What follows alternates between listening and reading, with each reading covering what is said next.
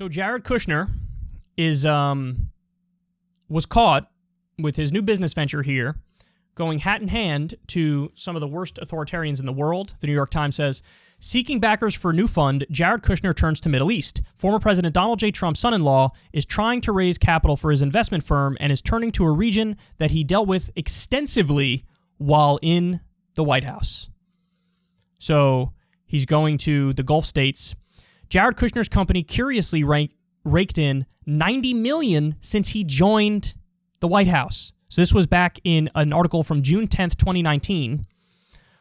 His real estate company had quintupled in value since 2017. So when he was in office, he was raising funds from all these sketchy sources, whatever corporations, whatever foreign governments. Now he's out of office. And get this, the number he's looking to raise from Saudi Arabia in particular is in, quote, the low billions of dollars. So 4 or 5, something like that, billion, around there, 2 to 5. And my guess is bin Salman will comply. Why? Well, there's a few reasons. Number one, Trump might be back in office in 2024, which means Jared Kushner would be right back to being a super powerful person. And also, he apparently was a key player behind the scenes in, smoothing out the situation after bin Salman murdered Jamal Khashoggi.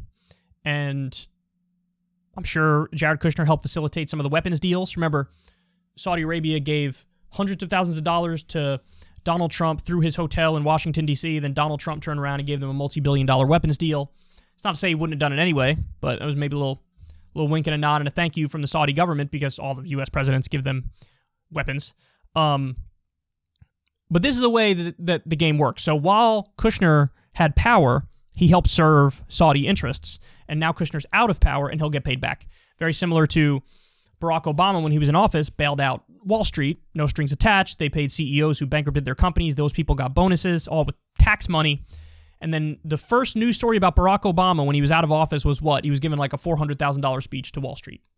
So, hey, you helped us while you were in there, now we're going to pay you back when you're out. Same thing. By the way, same time this story's coming out about Jared Kushner. There's another story broken by the New York Times. Hunter Biden met with a Chinese company. Chinese company gave him an $80,000 diamond and offered him $10 million a year for 3 years to help set up a deal on the right to cobalt, which is used for electronics and technology and in some instances used for car batteries. It's it's an important thing for the future. And Hunter Biden helped secure cobalt rights for this Chinese company, which is actually an extent of it's an arm of the Belt and Road Initiative, this particular company. And so for $30 million plus an $80,000 diamond, Hunter Biden basically sold out the U.S. He got paid personally and helped give China a leg up when it comes to cobalt moving forward. So this isn't a partisan issue. This is an elite issue. This is a corruption issue. And you see it with Jared Kushner. You saw it with Trump. You saw it with Obama. You see it with Hunter Biden. And you wonder why people hate politics. Now, I'm not saying people know the details of this. That's my job. I'm here to educate people on this stuff. But you wonder why people are so turned off by it. Because I think everybody has this intuitive sense that, oh, we're getting fucked. In one way or another, we are definitely getting screwed. And yes, you are. Who are they representing? They're not representing you. Whatever the moneyed interests are, they're playing ball with them and getting paid, son. And then policy reflects their personal ambitions and all the stuff that it shouldn't. So, Jared Kushner, colossally corrupt. We have this unholy alliance with Saudi Arabia. Hunter Biden, colossally corrupt. You almost can't say enough negative stuff about this, but this is the kind of stuff, somehow print does a decent job on this stuff, but you don't see a lot about this on mainstream media, so like on TV, and that's a shame. And I think one of the reasons you don't is because it really just gives up the whole game and how the whole fucking system is a joke and how it's just a corrupt mess and a grab bag of corruption and there's legalized bribery everywhere. And as George Carlin famously said, there's a big club and you ain't in it. This is just such a great example of it right here. Listen, I think you guys know this. One of my maybe unpopular opinions, but I think it's become more popular over the years, is I think you should punish corruption sort of like it's murder.